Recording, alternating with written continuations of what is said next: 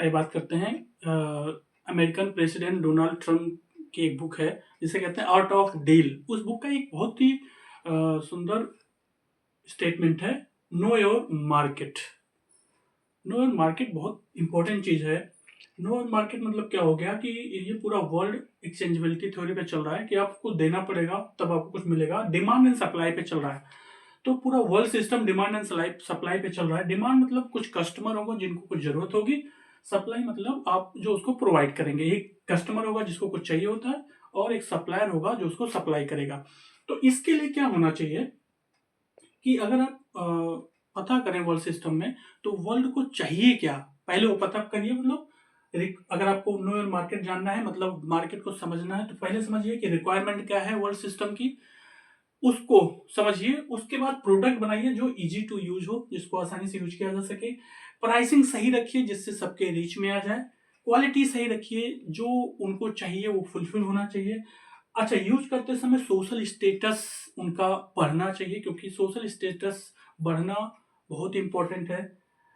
एक बार आपने प्रोडक्ट बना लिया तो उसको डिलीवरी सही टाइम पे करिए, सही से करिए। और एक बार डिलीवरी हो जाए तो सर्विसिंग आफ्टर डिलीवरी बहुत शानदार रखिए। तो ये रिक्वायरमेंट पहचानिए पहले, फिर प्रोडक्ट बनाइए जो इजी टू यूज हो। अच्छा प्राइसिंग करिए, अच्छी क्वालिटी रखिए, जिससे जो यूज कर रहा है उसका सोशल स्टेटस बढ़े। डिलीवरी और सही टाइम पे करिए, सही से करिए, और जब वो यूज करने लगे तो उसकी सर्विसिंग शानदार तरीके से करिए। लेकिन एक बात ध्यान से समझिएगा, जो सिंगर होते हैं ना, सिंगर देखा होगा, कुछ सिंगर ऐसे होते हैं जो देश में बहुत ही पॉपुलर होते हैं, लेकिन अगर वही बाहर जाएंगे तो वो उतना पॉपुलर नहीं होते या उतनी रीच नहीं पहुंचा पाते। तो अगर कोई सिंगर है तो तीन काम करता है, सॉन्ग गाता है, म्यूजिक प्ले होता है और उस पर डांस करता है। तो अगर आप देखिए, अगर आप लैंग्वेज पे ध्यान देंगे तो कुछ ऐसी लैंग्वेजेस पे होंगे, कुछ लोग लैंग्वेज को समझेंगे नहीं।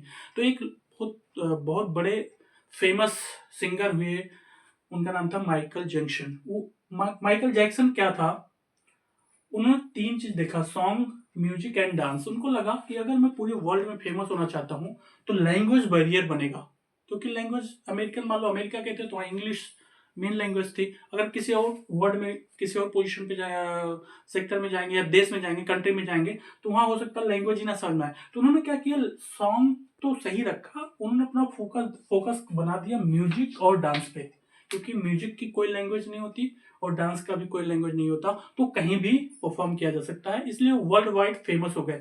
लेकिन बाकी लोग क्या करते हैं कि वो अपने सॉन्ग पे ही फोकस करते हैं, जिससे उनका ऑडियंस लिमिटेड हो जाता है, क्योंकि सॉन्ग हो सकता है कि एक एरिया में लोग जान रहे हो लैंग्वेज को, दूसरे एरिया में नहीं जान रहे।